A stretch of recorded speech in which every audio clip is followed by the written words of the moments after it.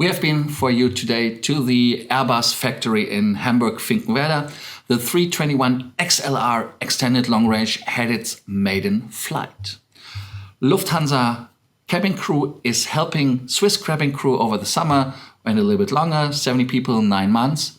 They are wearing Lufthansa uniform in the Swiss aircrafts. And the third topic is the, how should we call it?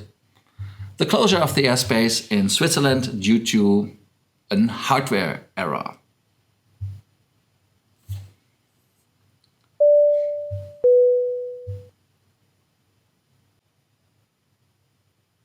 My name is Lars and I'm here to bring you more miles, more points, more status, and today more aviation news. Please leave us a subscribe, hit the notification button, which looks like a bell, and comment down and leave us a like. Thank you for supporting the channel.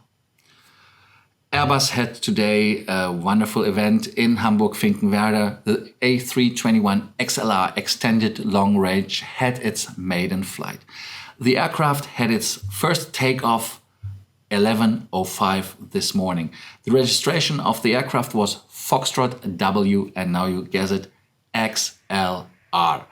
Is this not wonderful? This aircraft took off into the north, climbed to flight level 100, did some envelopes testing how the aircraft is responding.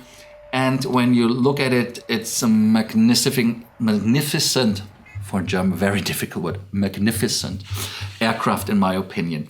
When you look on the numbers and figures, what they are promising us. And when you look from the outside and you don't know it's an XLR, you don't see it. But in the inside, there is the new rear center tank. If you're familiar with the Airbus fleet, the 321LR long range has so-called ACTs, which are additional container tanks. They are removable, but in the rear center tank, this one is not removable. Because it's not removable, it can make more use of the space. The more use of the space means it has 20% more fuel that can be taken on board. 470,000 miles range. It's 8,000 something in kilometers, 11 hours flight time. That is impressive. To achieve that, maximum takeoff weight was increased again by 4 tons up to 101 tons compared to the long range version. The extra long range has as well main landing gears and the front landing gear, which are even stronger and can work with one suspension instead of 2 suspensions, which the other and old ones have. An interesting question was during the press conference today, maybe you can make it directly an A321XLR cargo, because now you can utilize the higher weight, maximum takeoff weight for cargo. Interesting thing, maybe we get a new cargo aircraft in Airbus. But like I said, 11:05 the aircraft took off, went to the north and showed that it's performing wonderful and lovely. Other changes to the aircraft are maybe coming. The rear center tank is a topic which I was asked a lot by you watching it or answering to my Facebook postings when I shared the pictures. And they said from Airbus, they have no problems with the rear center tank. They can put Kevlar mats in it, aluminium to make it stronger. So what is the problem? The problem is that Boeing, yes, it is competition, said that the rear center tank is a safety hazard, safety issue in a case of a belly landing, so that it can, of course, start a fire or something. I don't think so, because otherwise you would have with the containers more trouble as well, but they have solutions for everything. And as Airbus promised us, now they have already 60% of the journey taken for this aircraft. They need 40% other to get the certification.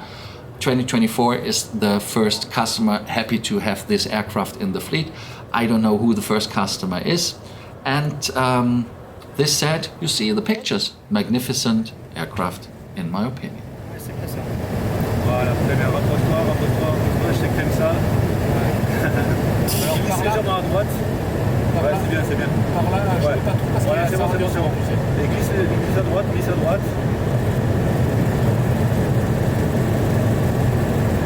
Super. On va continuer de glisser, si c'est bon pour toi de la remonter et on va repasser. Attends, tac, tac, tac, on va se mettre en position pour le break. Allez, si vous voulez.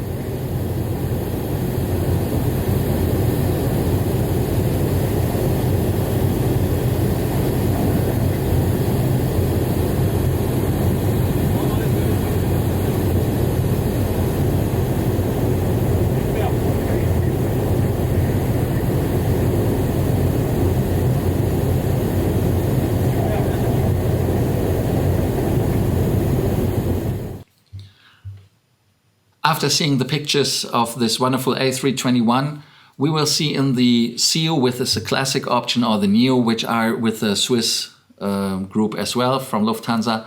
They are getting support from their colleagues from Lufthansa. And the cabin crew, which is going to Switzerland to support the Swiss, will fly on the 320, 321, 330, 340. Unfortunately not on the 777s, as Lufthansa has no cabin crew which is certified for the 777s, as Lufthansa has only the 777 as a cargo plane in their fleet. Maybe they're getting 777s, 300s ER, like I yesterday told you. They're getting for sure the 777X, but this takes time until 2025. But now they have only staff which is trained for the Airbus fleet mainly, and those are going to support the colleagues in blue and yellow. Yes, they are wearing the Lufthansa dresses. Now you can say, why? And the reason is for sustainability, I think, as well, because it's too complex for Lufthansa to provide them with the Swiss uniforms, and for 9 months to give them a Swiss uniform, I don't know if there's a sense in doing so. I think that it's a nice touch, and in 2008 they did it already, where the Lufthansa crew was supporting the Swiss crew, and I saw actually Austrian ground crew working from Vienna in Berlin. So they were in Berlin with the Austrian red jackets and the grey trousers. The lady was wearing the red dress and even the red nylons. So why not? It's one group. So Lufthansa group, they shouldn't be forced to change the uniform, in my opinion. Even they could do it for airports to have more colorful the people that they show, Brussels uniforms, maybe Eurowings and so on, that you have the whole group always represented while the check-in. Maybe that's a new trend. We don't know it, but write down and comment about the ideas you get. Do you think they should change the uniform to a Swiss uniform, or you just don't care as long as the service is good? I basically think that the service has to be good, and then I don't care about the uniforms. The last topic today is a technical error which forced the Sky team, or Sky Guide, how it's called in Switzerland, the air traffic control, to close the complete Swiss airspace.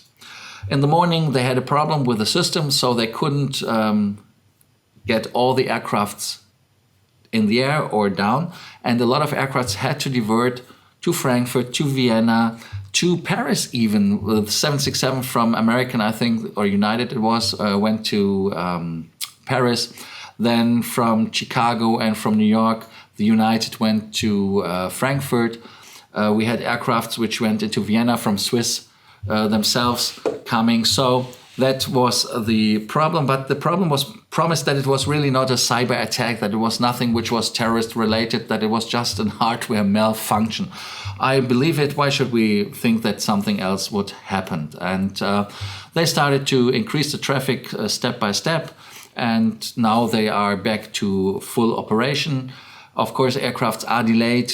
Takes a little bit to get them back in their rotation, and the component which was broken is a network component. Just if you are a nerd and you want to know it, that is what the official answer is. After that, they had to check, of course, the system if it's stable, and they had to check, of course, if it is reliable. That took time. Now it's working back to normal. Thank you for watching Frequent Traveler TV today with our special from Frankfurt, from Hamburg, Finkenwerder. Same with F, Frankfurt and Finkenwerder. Doesn't matter, at least it's an F. No, it's for, of course, the Airbus factory in Finkenwerder. And I hope you enjoyed the pictures.